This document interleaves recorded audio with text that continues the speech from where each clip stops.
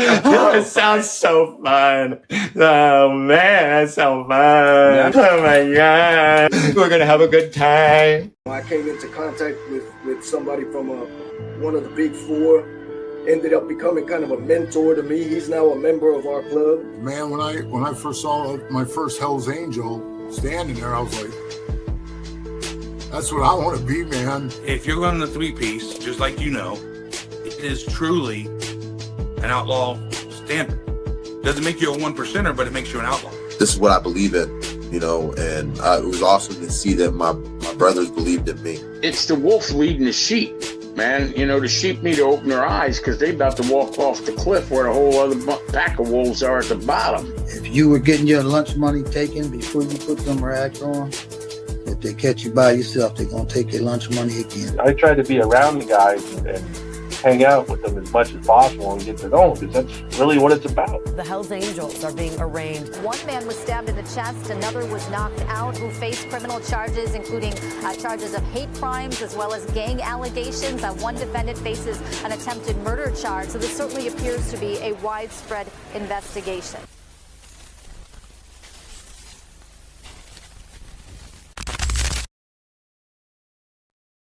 Welcome to this episode of Chatting with Stacks. I'm your host, Bill Stacks, and today we got a lot to talk about. A high-ranking member of the Banditos has been arrested.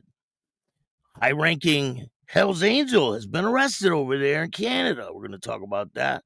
We're going to talk about a young man who passed away on a motorcycle. His father has a message for everybody.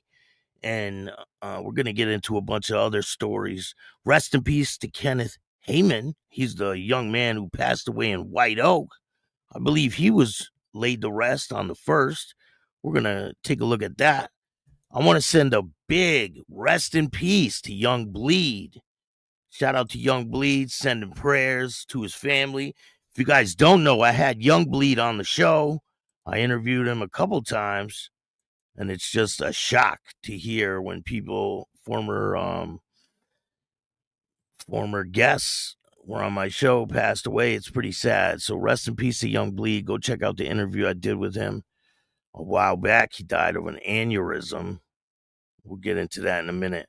Before we get started, make sure you hit the like button, subscribe, hit the notification bell so you can get my videos every time they drop. Tell a friend to tell a friend. Tell your mother's, brother's, sister's friend about Chatting with Stacks, the dopest motorcycle content on YouTube. I appreciate all you guys taking the time to watch this show. I want to give a big shout out to Douglas for the Cash App. Thank you so much. If you guys want to donate, it helps a lot. I'm able to do different things and keep the power on and make sure I can bring you guys these shows. So every little bit helps. Even $1 goes a long way. You have no idea. I don't make $1 million on YouTube, unfortunately. I'm working on it, but if you want to donate, you can hit up the Cash App at Chatting with Stacks, or you can hit up Venmo, PayPal, Super Sticker, Super Chat, Zelle, all that good stuff. The reason I tell you to donate through Cash App is because they don't take 30%. YouTube takes 30% if you donate through YouTube. So if you donate through Cash App, they don't take anything. But I appreciate every single donation. Thank you, guys. And if you want to be a guest and tell your story on Chatting with Stacks, just hit up my email at billstacks2021@gmail.com, and we'll get you on for an interview. Tonight, we have former Sutar Soldier interview dropping at 10 p.m. Don't miss it. We got a lot to talk about today. Let me give some shout-outs before we get into the stories. Lindsay, how are you? Thank you for joining me. I appreciate everything you do for this channel. We hit 18,700 subscribers. So you guys know what's coming next. 18,800 subscribers. But we're going to be at 19,000 very soon. And I believe that we can get to 20,000 by Christmas. Just keep telling a friend to tell a friend. Say, yo, you got to check this show out. The dopest motorcycle content on YouTube. And you know, we ain't lying over here. We tell the truth on everything that's going on. Some people don't like it. I see I got a comment on TikTok talking all kinds of shit, right? But people that do that, they're punks. Even if you wear a patch, you're a bitch with a patch on. So, I mean, it doesn't matter, patch or no patch. You talk shit and make threats, you're a punk. And that's it. But anyway, let's get to the content. Let's see here. Jimmy Mack, what's going on? Good afternoon. Thank you for joining me. Mountain Woman, how are you? Paula, how are you? I hope you had a great birthday. SNS, what's going on? Shout out to you, man. Thank you for joining me today. Mick, how you doing? Big Stacks coming through again. I appreciate it, man. We got a donation in the house. Wolfhelm? Is that how you say it? Wolfhelm? Wolf, what's going on? Thank you for joining me today. Will, how are you? Farty Smalls. That's a great name, man. Farty Smalls. Shout out to you, man. Thank you for joining me. Let's see who we got. Mick, thank you so much for the donation. You help a lot, man. That really helps. You guys have no idea how much the donations really help. They do. I'm able to do different things and make shorts for you guys. All that shit costs money. So today, we'll get to the main show in a minute. So Young Bleed. I met Young Bleed probably 4 years ago. I met him through Jason Dubs from Double Dare Entertainment. He's a great guy, and I've had him on the show. We talked about his life story, and he passed away. I found out yesterday he died from a brain aneurysm. He was from No Limit with Master P. No Limit rapper Young Bleed is dead at 51 years old after suffering a brain aneurysm. His real name is Glenn Clifton Jr. He died at the age of 51.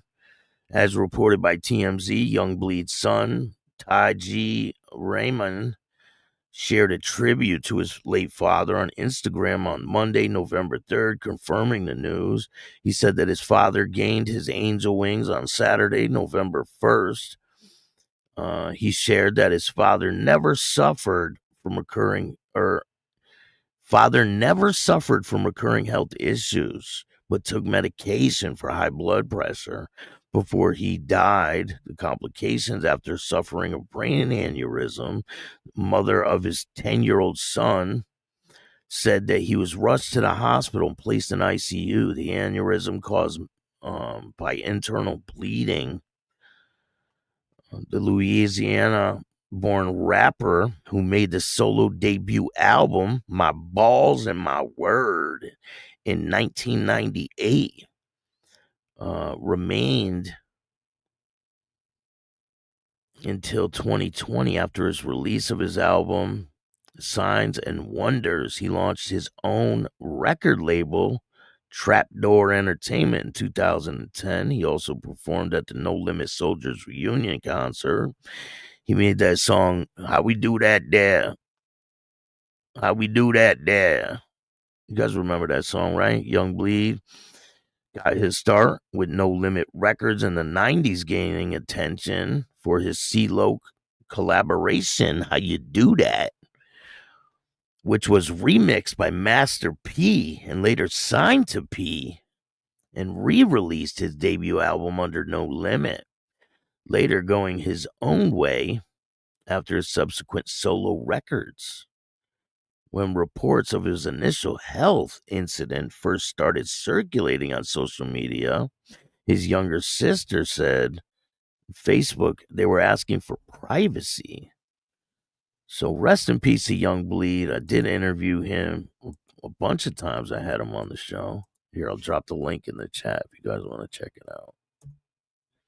He's a great guy, though. He was a really good guy, down to earth. He wasn't full of himself or none of that. He was a really good person.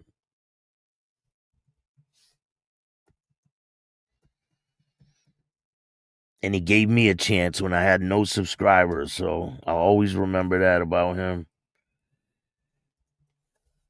I mean, this guy is known throughout the world, right? And he gave me a chance when I had nothing. I had no following. I didn't have anything like that. And he's like, hell yeah, do an interview. So I was like, hell yeah, let's do it.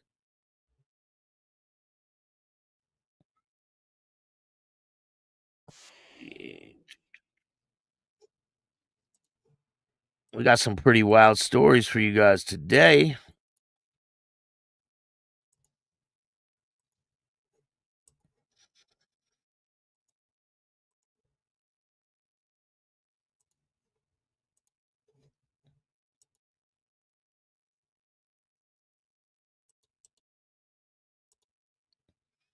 Let me see. I'll show you guys a clip of the interview.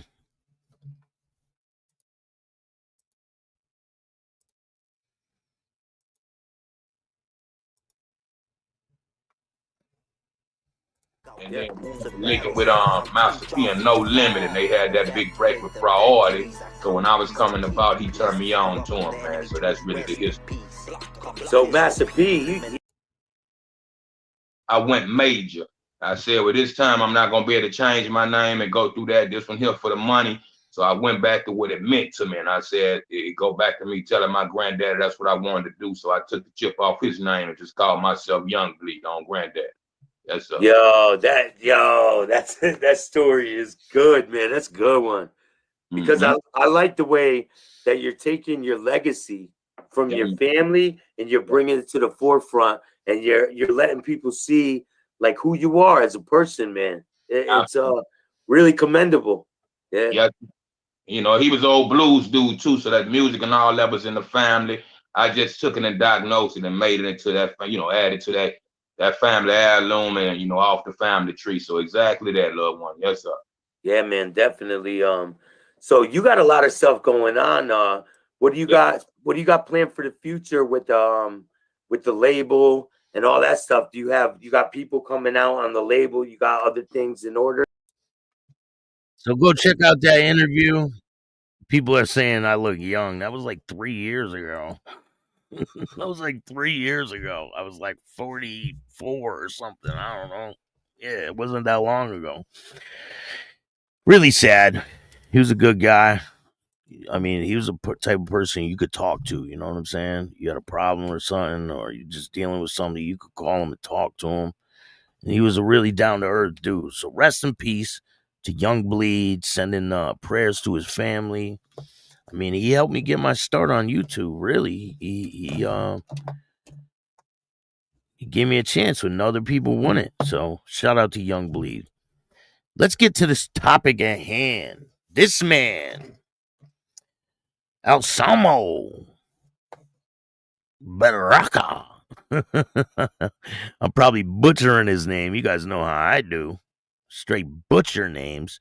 So this guy's a high-ranking member of the Banditos Motorcycle Club. He was arrested on a warrant, and they busted into his home, and they found a cache of weapons, 33 to be exact.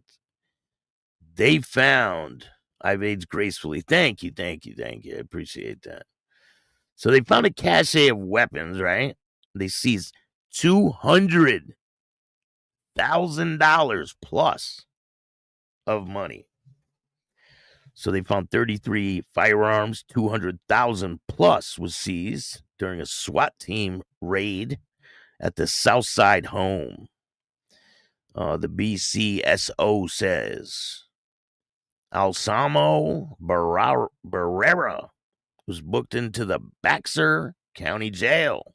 He holds a high-ranking position within the biker gang, it says here. So 33 firearms and more than $200,000 believed to be proceeds from drug trafficking.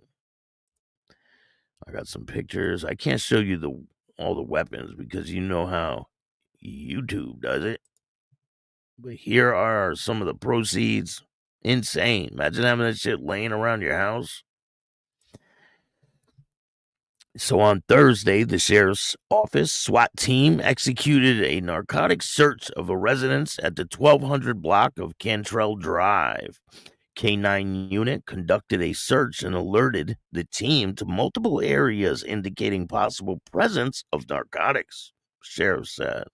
Deputies recovered 33 firearms throughout the property, including inside a detached structure known as the clubhouse.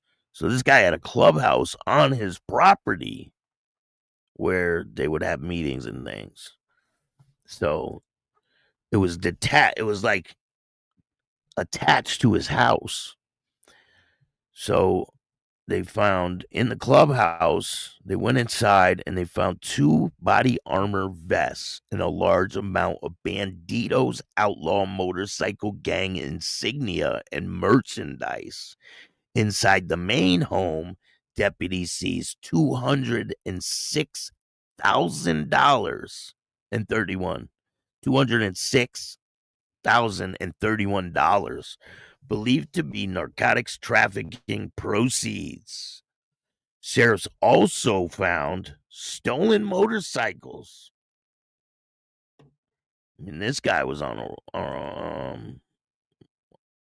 a pretty good run, I guess, right? So they found stolen Harley Davidson motorcycles and a stolen pistol.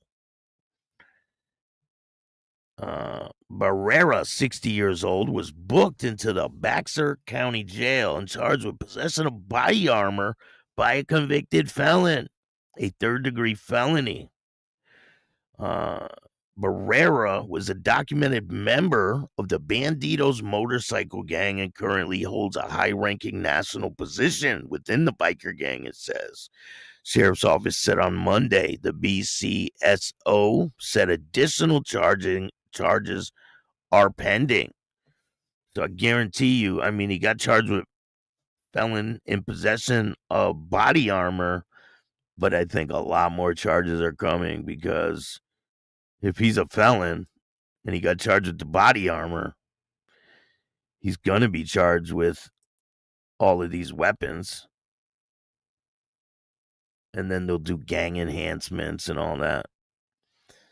So he's looking at a long time in prison. Like, this ain't going to be no short stint for him.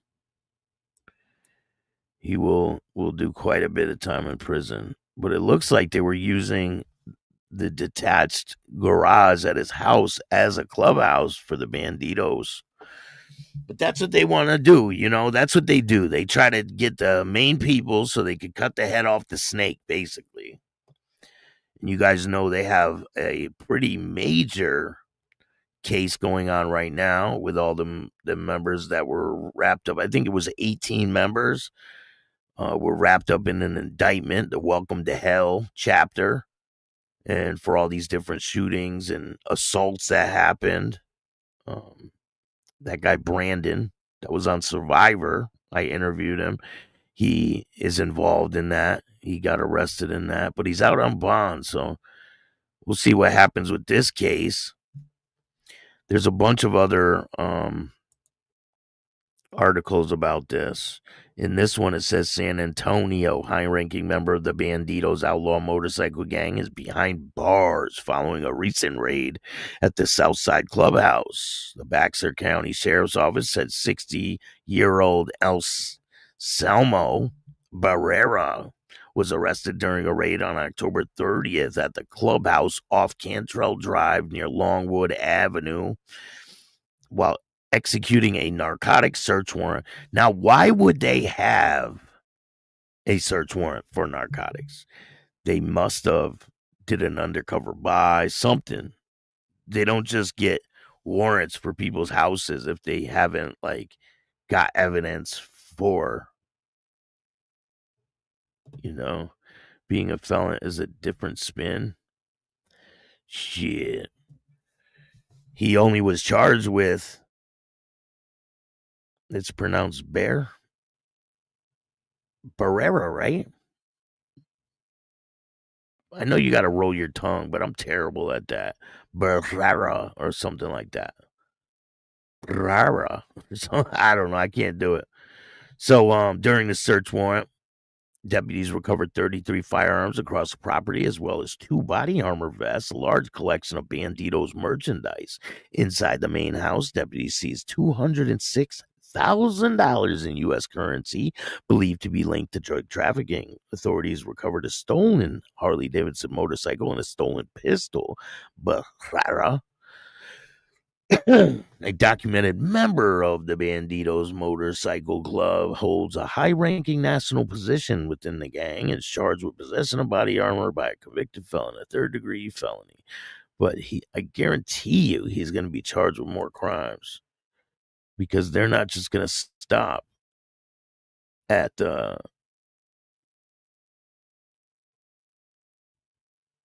possession of body armor when he got caught with what? It depends. I mean, they can't be legal guns, right? They can't be legal guns if he's a convicted felon. So none of them are legal guns. None of them. Hey, Travis, what's going on? Thank you for joining me. Appreciate it.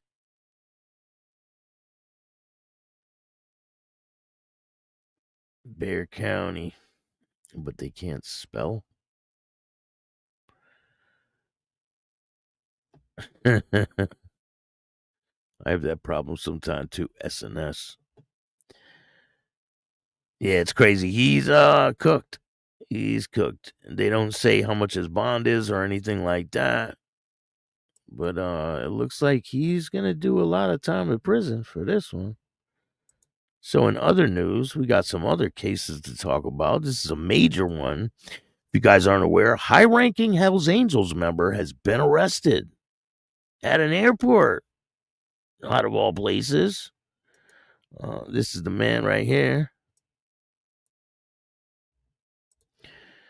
So, Hells Angels Mathieu Pelletier, accused of Jennifer Morin's murder, was arrested at Toronto's airport. Toronto's Pearson Airport, en route to Mexico. What was he doing? He's fleeing authorities. Insane. I'm not sure if this is the exact picture of the woman. I do have another picture. Let me see if I could get it for you guys. I want to make sure I give you guys the right one.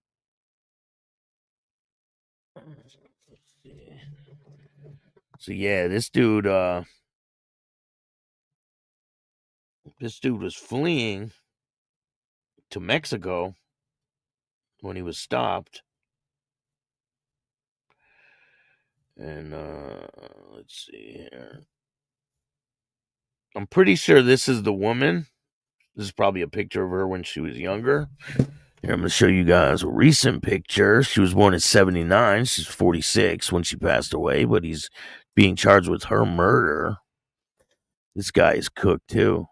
He's a high-ranking member of the Hells Angels up there in Canada. Shout out to, damn, I forget the name. Crafty One. Go check out Crafty One. He has a lot of information about things like this and the stuff that's going on in Canada. He covers a lot of topics, a lot of gangland type of topics, and he's a great podcaster. Go check him out. He's well-rounded at this type of stuff, well-versed. So this is the woman, Jennifer Morin. Let's see here. Member of the Quebec Hells Angels has been charged with first-degree murder after being arrested at Pearson's International Airport, attempting to flee to Mexico. Mathieu Pelletier, 33, was arrested on Tuesday afternoon in Pearson. Pelletier is a member of the Quebec City chapter of the Hells Angels Outlaw Motorcycle Club.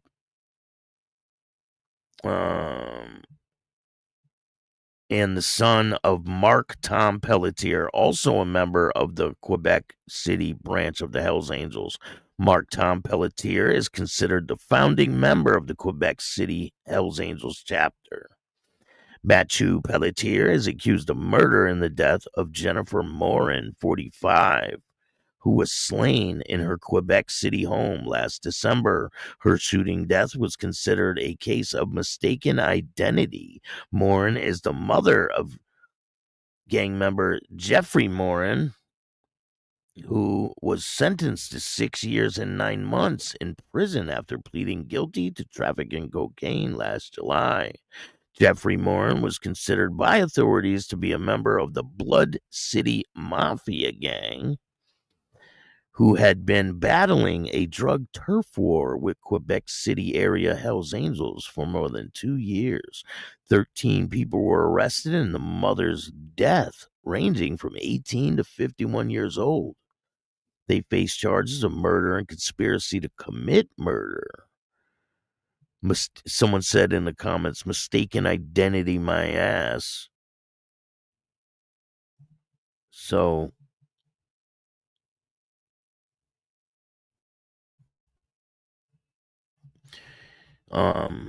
if you guys don't know, Ice Pick Trammell, he is the leader of the Blood Family Mafia. Here, let me give you guys a picture of him. That's him on the bottom left.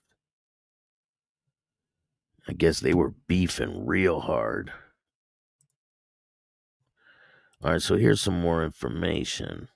Hells Angels member arrested in Toronto airport for murder of Quebec woman in mistaken identity killing.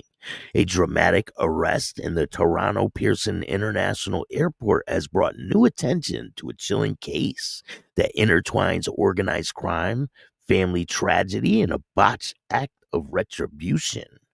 Mathieu Pelletier, 33, a full-patch member of the Hells Angels Quebec City chapter, was taken into custody last Tuesday afternoon at Pearson's airport. Pelletier is accused of the first-degree murder and conspiracy to commit murder in the gangsterism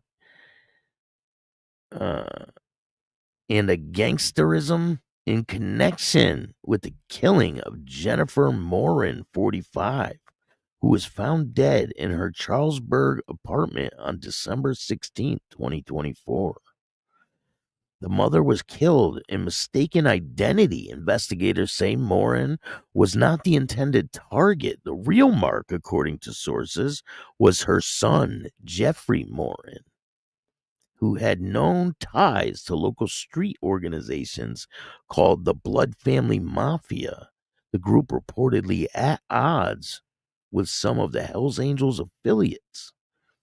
On the last December night, Morin answered a knock at the door of her apartment on Boulevard Louis the 5th. Moments later, she was shot and killed. The victim of violence hit home tragically wrong.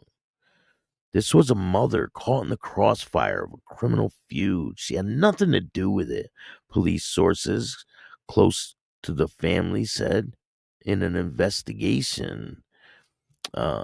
This is the airport arrest. Pelletier's arrest is a result of coordinated operation between Quebec City Police Service, Royal Canadian Mounted Police officers moved in shortly after 2 p.m.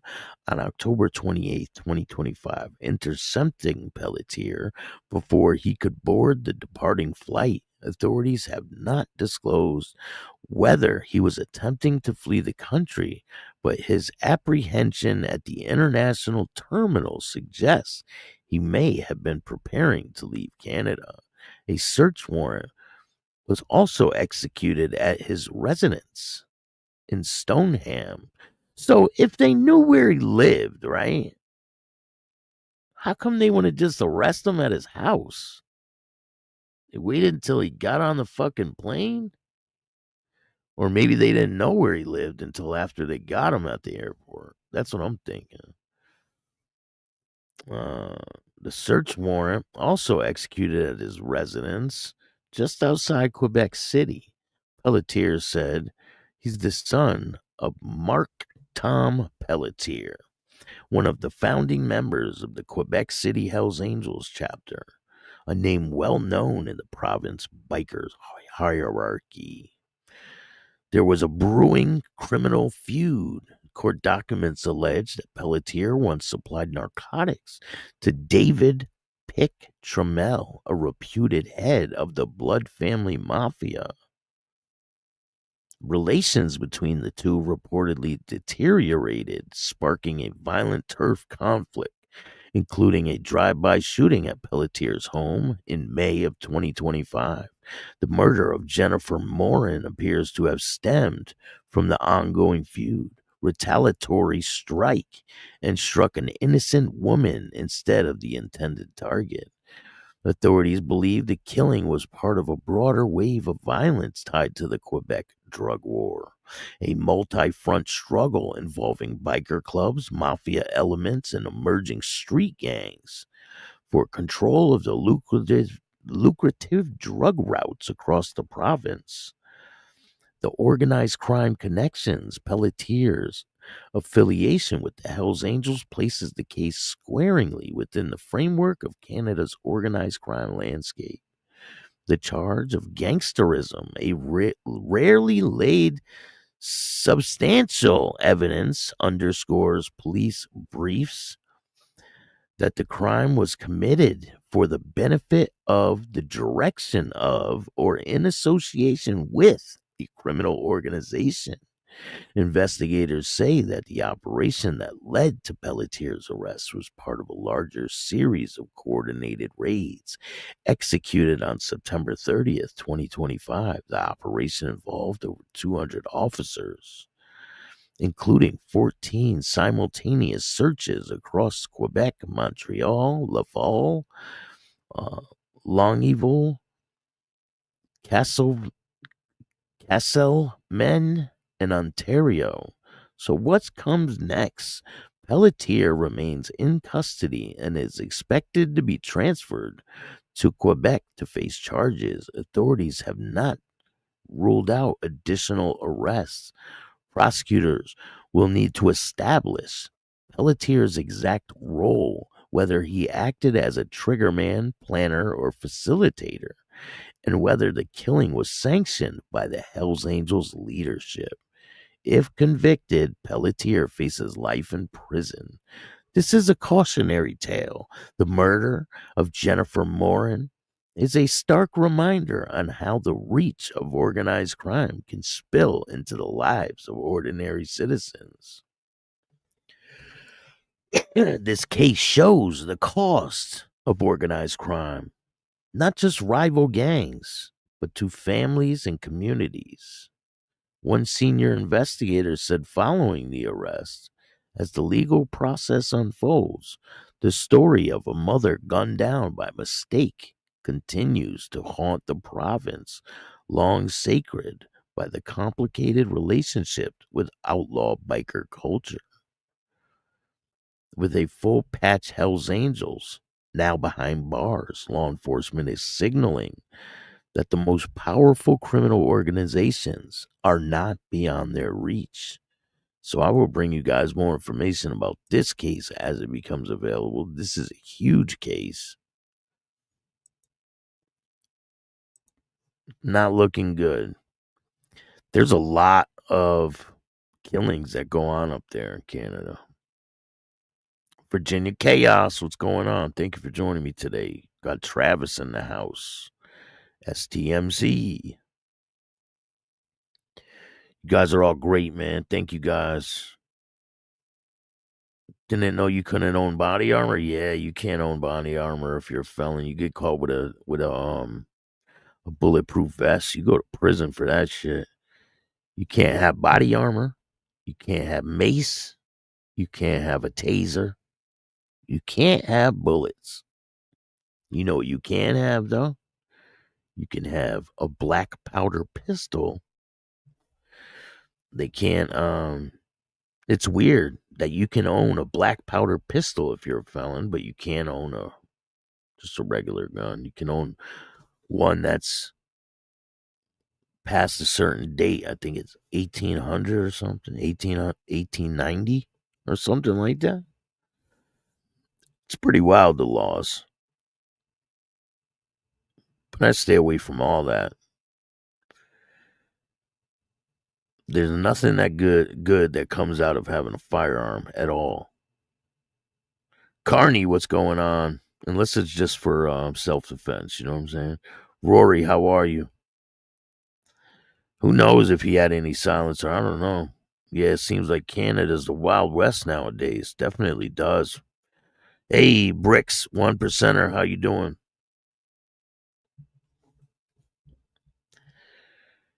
Can't have crossbow either. No? You can't have a crossbow? Let me see if it's legal here.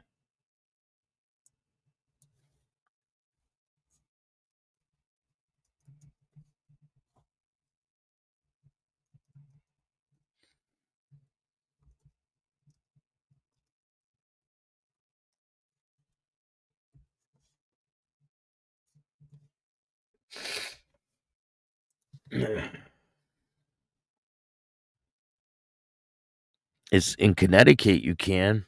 In Connecticut, a felon can generally own a crossbow, provided they are not subject of a specific probation or court-ordered restrictions prohibiting from possession of any weapons. Firearm versus crossbow. Connecticut law specifically prohibits felons from possessing firearms, ammunition, electronic defense weapons. Crossbows do not fit in the legal definition of a firearm under either federal or state laws because they use mechanical force, not explosive, to expel a projectile. Can a felon own a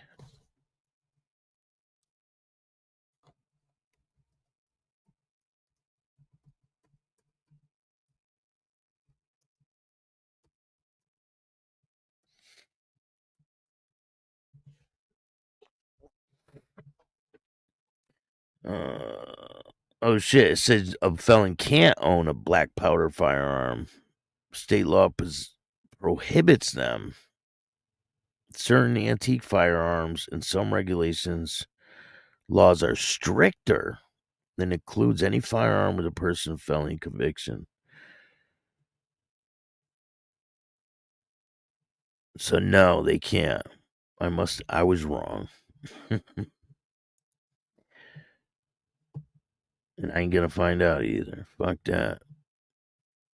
Listen, once I got to a certain age, like I've been caught with firearms in the past, and once you get to a certain age, even after I was caught, I would still fuck with them. I'd still buy them and this and that. But when you get to a certain age, right, you really reflect on your life and you're like, is it worth it to fucking go to prison for 10 years for a gun? No, I don't think it's worth it.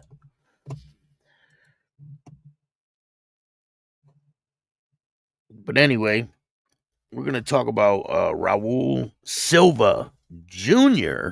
He passed away in a motorcycle accident. His father made a video online. I wanted to bring it to you guys because it's sad, you know. People pass away every day from motorcycle accidents, and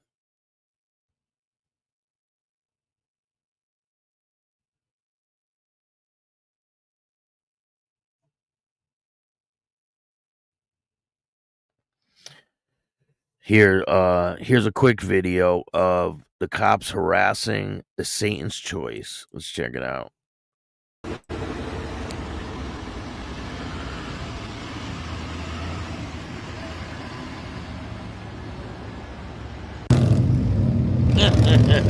That didn't last long.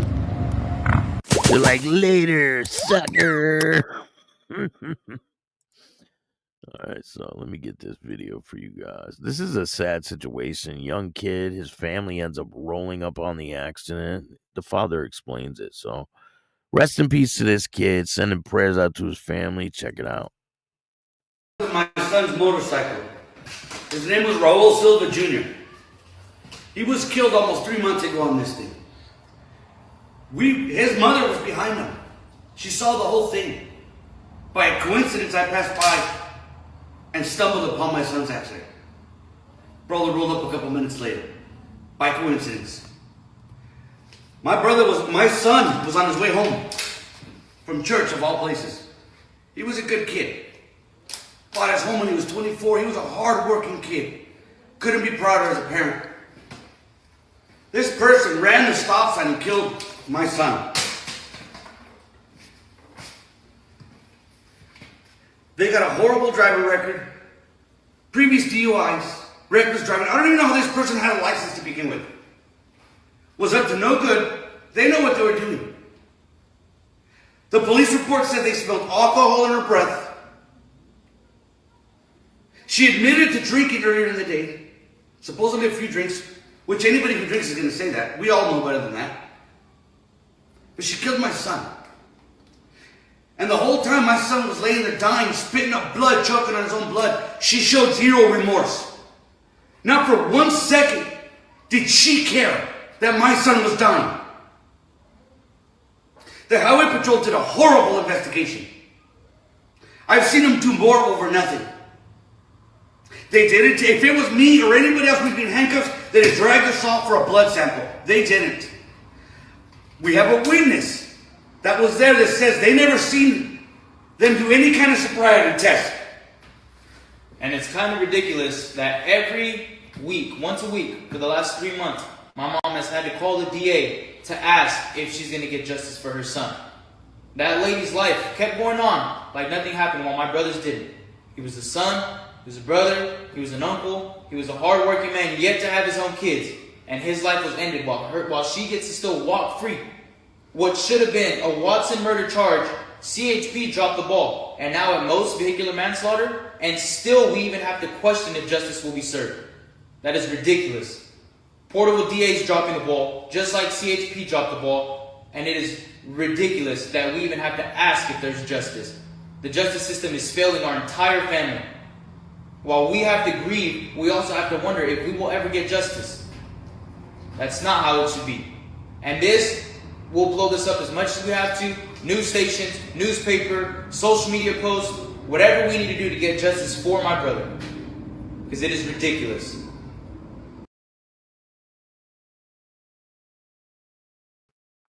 Rest in peace to that young man. It's sad that that these families are going through this. I reached out to the father, see if he'll come on the show and talk about the situation. I didn't get a response yet, but we'll see what happens.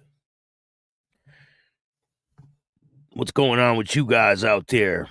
There's a lot of different things going on. So, oh man, how could I forget? So, how do I even explain this? So, FBI, ICE, and DEA raided. Guess where they raided? You never guess. They raided the Massachusetts State House. And do you know what they found? You'll never guess. They found 8 kilos of cocaine 5 days ago.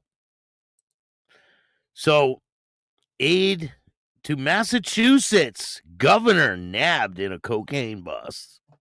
Like, you can't make this up. An aide to the Massachusetts governor was arrested Tuesday night on a cocaine trafficking charge after an investigation allegedly intercepted a drug shipment slated for delivery at Springfield State Office Building. Lamar Cook, 45, pleaded not guilty to the charges.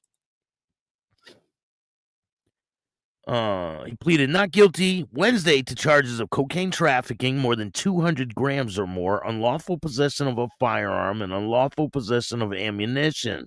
Bail was set at $25,000. Subsequent outcome of the hearing Friday, his defense attorney told the newspaper prosecutors say a shipment of nearly 8 kilograms was intercepted Saturday before undercover delivery officers packaged approximately 225 grams back up and carried out a controlled delivery operation at the state office building where Cook worked. 3 days later, the district attorney's office police arrested Cook at a traffic stop. The governor's office was fired Cook from his job upon learning of his arrest. Come on. He's getting 8 kilos sent to the state office building, and they don't know nothing about it? I'm not buying it. Springfield officials are just as corrupt as Connecticut officials. They need to be held responsible. This is straight bullshit. Like, you can't make this up. This is insane. So I got a video to show you guys. It's a little long. It's probably like 20 minutes. So let's check it out. 12 a.m. on October 29, 2025. Federal agents executed a search warrant at 512 A. Dwight Street, the state office building in Springfield, Massachusetts. The target was Lamar Cook, 45, Deputy Director of Governor Maura Healey's Western Massachusetts office. According to federal filings, the operation was coordinated by the DEA, ATF, and the U.S. Postal Inspection Service. After investigators traced multiple suspicious courier boxes routed through government channels, each was sealed with the official state insignia and labeled as interdepartmental correspondence. 2 earlier packages, both intercepted at Hotel UMass in Amherst, where Cook previously worked, contained over 13 kilograms of cocaine. When agents entered Cook's office, he had just signed for another parcel marked state correspondence. Inside, officers recovered another sealed parcel. You see all that, and they didn't know? And they didn't know. They didn't know he was getting all this? I ain't buying it. Come again, motherfucker, because they're full of shit. Identical in packaging and weight. A 9mm handgun, 2 loaded magazines, and undisclosed cash. All items were found on his state-issued desk, the same desk used to process public programs and official correspondence. Cook was arrested without resistance.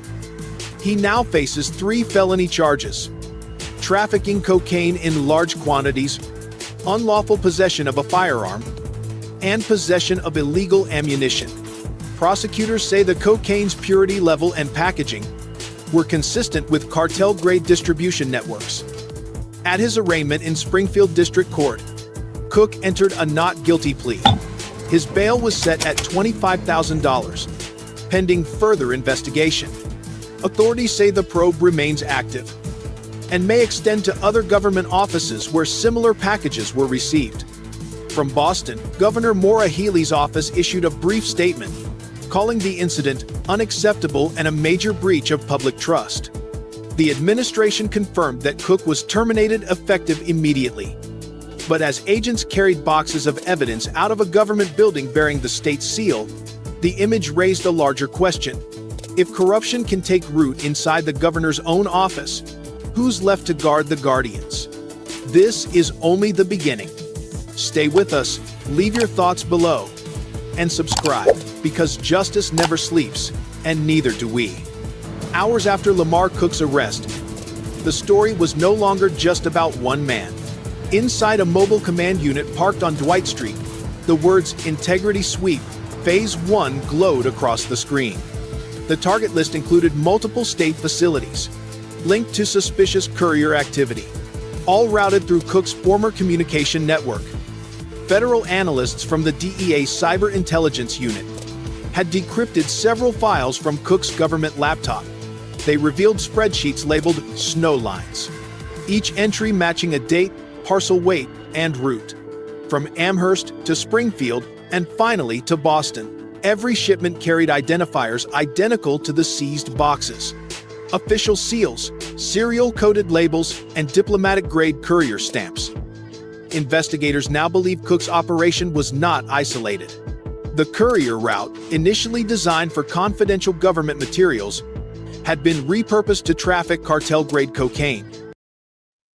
And that's some smart-ass shit. They were using the government's, people are more lax because it's the government stuff going in the mail. And they're using the government to ship this shit around. This is crazy. So I don't care what anyone says. This is my own personal opinion, right? I think the governor knew. I think a lot of them people knew. And I think they're all involved. That's my personal opinion. I'm not stating this as fact, but I believe that the governor and all the people that work in that building know, and they're somehow involved. And they're just as corrupt as the Connecticut leaders. They take money and put it right in their pocket. It's just my personal opinion. Under the protection of bureaucratic legitimacy, each package carried a street value of nearly $1 million. And for months, they'd passed unnoticed, through the very infrastructure meant to safeguard the Commonwealth's integrity. A senior DEA official called it the most sophisticated misuse of government logistics we've ever seen in New England. Internal memos obtained by our newsroom confirm that at least 3 additional offices across Massachusetts are under review for similar irregularities. Those investigations remain sealed. By sunrise, the governor's communication team scrambled to contain the fallout, describing the incident as an aberration, not a reflection of state culture. But the data told a different story, one that suggested systemic complacency, not coincidence. In a state where accountability has long been a slogan, this investigation is now forcing Massachusetts to prove it still means something. If you think this was just one corrupt official, think again. Follow along, because the evidence tells a bigger story. Now, if you want to see the rest of this, join Patreon. You can see the rest of it. I appreciate you guys taking the time to watch this show. There's a lot of great stories that are going to be coming out. I'm going to be covering more of this situation, especially this guy getting arrested at the airport up in Canada. He is cooked. They are going to smoke this dude. So you killed this woman, allegedly, of mistaken identity. They thought they were killing a BMF, Blood Family Mafia member's mother, but it turned out she wasn't the one. Mistaken identity, they're saying, but who knows? Who knows the truth? We'll dive into it. I want to send a rest in peace. Oh, we got one more thing to talk about. Kenneth Heyman, the guy who's the victim in the White Oak shooting. I believe he was laid to rest on November 1st. So this is him right here. He was lost to gun violence on October 12th, 2025. So he was a local iron worker. We all know that he was a sergeant of arms in the War Dogs Motorcycle Club. I mean, they put some younger looking pictures here, but this is what he looked like. But he was a victim of gun violence, broad daylight. And so we're going to take a look.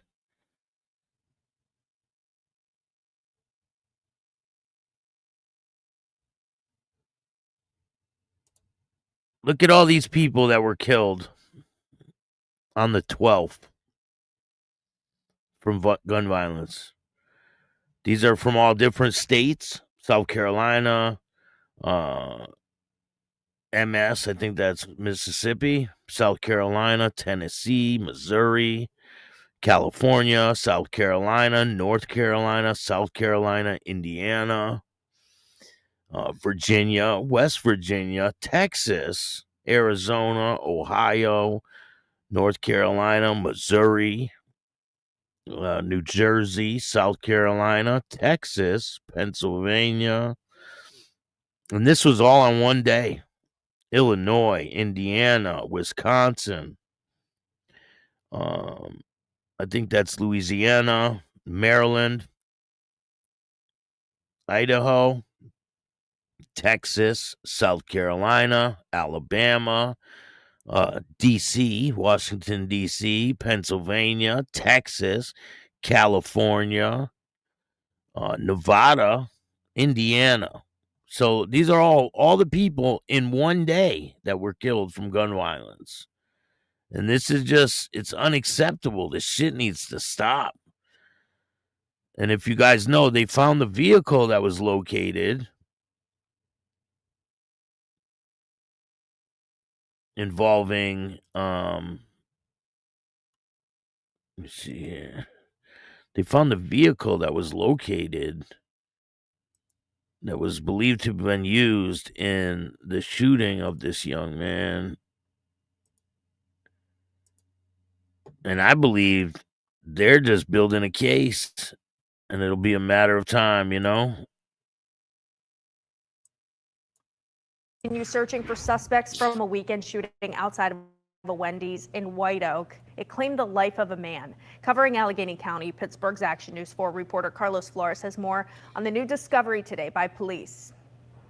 The details surrounding this case continues to unfold as we're learning new information about this deadly shooting out of White Oak.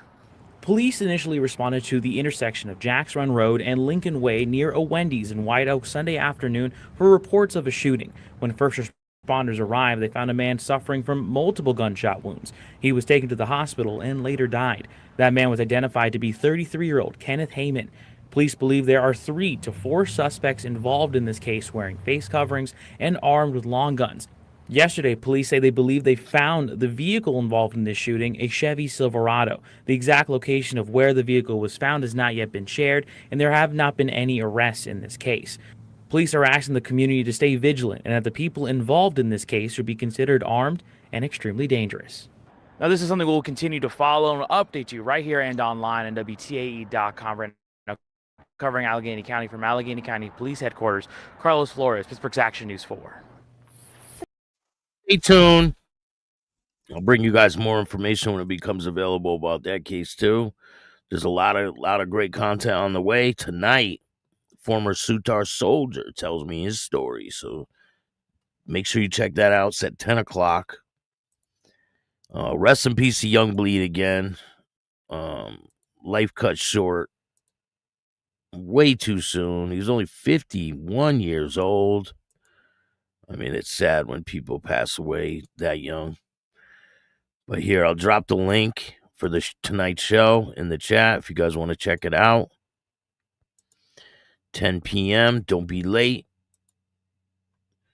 And again, if you want to... They didn't say it was AKs, but 4 guys jumped out with long guns. They didn't say it was AK-47s. Yeah, they jumped out with long guns. So it could have been rifles. It could have been M16s. It could have been anything. They didn't say it was AKs. But they did find the truck. We'll see what happens. The link is in the description of this video for the show tonight. If you want to donate to the show, you can hit up the Cash App at Chatting with Stacks. And I appreciate Doug for giving me a donation. If you guys want to donate to the show, it helps a lot. Every dollar goes a long way. I put it right back into the show so we can pay for the shorts and different things to bring to you guys. It's much appreciated. If you donate through Cash App, they don't take 30% like YouTube does. It's a lot of money that YouTube takes. But you could still donate that way too. I appreciate it any way you guys donate. You can hit up Venmo, PayPal, Super Sticker, Super Chat, Zelle, all that good stuff. The links are in the description of this video. If you want to tell your story on Chatting with Stacks, just email me at billstacks2021@gmail.com. We have former Sutar soldier telling me his story. Then I have a former Dirty Ones member telling me his story. I have the international or national president for the Red Rum Motorcycle Club, Cliff. That's a good interview. We got a lot of content on the way. So keep watching. And thank you guys. We hit 18,700 subscribers. I couldn't do it without you. If you like this show, hit the like button, subscribe, hit the notification bell so you can get my videos every time they drop. Tell a friend to tell a friend. Tell your mother's, brother's, sister's friend about Chatting with Stacks, the dopest motorcycle content on YouTube. I appreciate all you guys, and remember, don't be a bitch. And all new at 5, a major organized crime bust. 23 people under arrest now accused of stealing guns and cash. Today, police revealed 4 organized crime groups are wreaking havoc. From aggravated robbery to kidnapping, burglary, and more. Let's take a look at this. New pictures from court documents in this case. These are a few of the people who have been charged, and investigators say the money, tens of thousands of dollars, is all stolen.